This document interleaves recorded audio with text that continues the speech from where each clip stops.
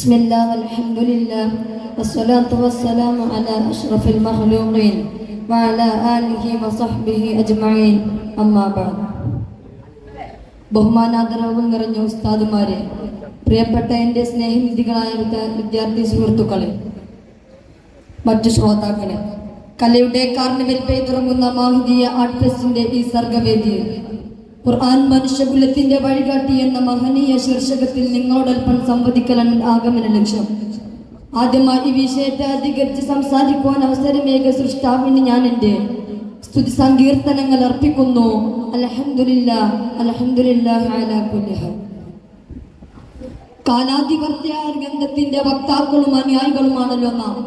കേവലമായ മനുഷ്യന്റെ ബുദ്ധിക്കും നാമമാത്രമായ അവന്റെ ചിന്തകൾക്കും അപ്പുറം നിന്ന് അത്ഭുതം സംസാരിക്കുന്ന ഖുർആൻ. ഇന്ന് മഹത്തായ ഗ്രന്ഥത്തിന്റെ ചർച്ചകൾ സമകാലികവും സാർവജനീനവുമാണെന്ന് ഞാൻ മനസ്സിലാക്കുന്നു. ഏതെങ്കിലും ഒരു സമൂഹത്തിനോ ഗോത്ര സംസ്കാരങ്ങൾക്കോ വേണ്ടി അവതരിക്കപ്പെട്ടതല്ല വിശുദ്ധ ഖുർആൻ. ഹുദൻ ലിന്നാസ്. മുസ്ലിം എന്നോ ക്രിസ്ത്യനെന്നോ ഹിന്ദുവെന്നോ ജൈനനെന്നോ സിഖുകാരനെന്നോ വേർതിരിവ് കൽപ്പിക്കാതെ സകല മനുഷ്യർക്കും സമസ്ത കാലത്തും സന്മാർഗമാണ് ഖുർആൻ എന്ന് ആ പരിശുദ്ധ ഗ്രന്ഥം തന്നെ സ്വയം സാക്ഷ്യപ്പെടുത്തുന്നു.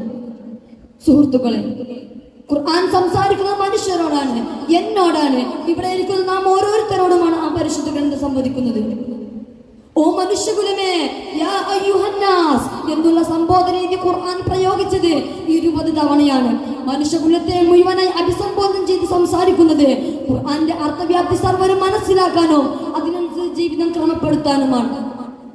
കേവലമായ ആദർശങ്ങളെയോ പ്രാകൃതമായ നിയമങ്ങളെയോ അടിച്ചേൽപ്പിക്കുകയല്ല ഖുർആന്റെ ലക്ഷ്യം. മറിച്ച് ധാർമ്മികമായി സമുന്നതി പ്രാപിച്ച ഒരു ഉത്തമ സമൂഹത്തെ സൃഷ്ടിച്ചെടുക്കുക എന്നതാണ് ഖുർആന്റെ ലക്ഷ്യം. ബിസ്മില്ലാഹിർ റഹ്മാനിർ റഹീം. അന്നഹു മാ ഖതല നഫ്സൻ ബിഗൈരി നഫ്സിൻ ഔ ഫസാദിൻ ഫിൽ അർദ് ഔ ഫസാദിൻ ഫിൽ അർദ് ഫകഅന്നമാ ഹിയന്നാസ ജമീഅ. ആരെങ്കിലും ഒരു മനുഷ്യനെ അന്യായമായോ അതിക്രമമായോ കൊലപ്പെടുത്തിയാൽ ഓ മനുഷ്യവർഗത്തെ മുഴുവനായി വധിച്ചതിന് തുല്യമാണ്. ആരെങ്കിലും ഒരു മനുഷ്യന് പുനർജീവിതത്തിന് അവസരമേകിയാൽ അവനും മനുഷ്യവർഗത്തിന് ജീവിതം നൽകിയവനും ഒരുപോലെ എന്നാണ് ഇസ്ലാമിന്റെ പ്രഖ്യാപനം.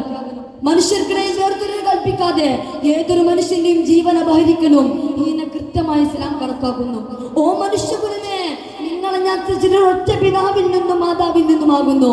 നിങ്ങൾക്കിടയിൽ ഗോത്രങ്ങളും നിറങ്ങളും ഭാഷകളും കൊണ്ട് വൈവിധ്യമാക്കിയത് നിങ്ങൾ പരസ്പരം തിരിച്ചറിയാനാണെന്ന് പരിശുദ്ധ ഖുർആൻ പഠിക്കുന്നു. മനുഷ്യനെ കുബേരനും കുചാരനുമാക്കിയതും പണ്ഡിതനും പാമരനുമാക്കിയതും നിങ്ങൾ പരസ്പരം അഹങ്കരിക്കാനോ ലഹളം നടത്താനോ അല്ല. ഖുർആൻ വിഭാവനം ചെയ്യുന്ന സമൂഹം സാഹോദര്യത്തിലും സൗഹാർദ്ദത്തിലും കഴിയുന്ന അതിമനോഹരമായ ആവിഷ്കാര സ്വാതന്ത്ര്യമാണ്. ഖുർആനിന്റെ മഹത്തായ അധ്യാപനങ്ങൾക്കനുസരിച്ച് ജീവിക്കാനും അതിനെ മനസ്സിലാക്കുവാനും നാഥൻ തൗഫീഖ് നൽകട്ടെ എന്ന് പ്രാർത്ഥിച്ചുകൊണ്ട് ഞാൻ എൻ്റെ ഭാഷണത്തിന് വിരാമം കുറിക്കുന്നു.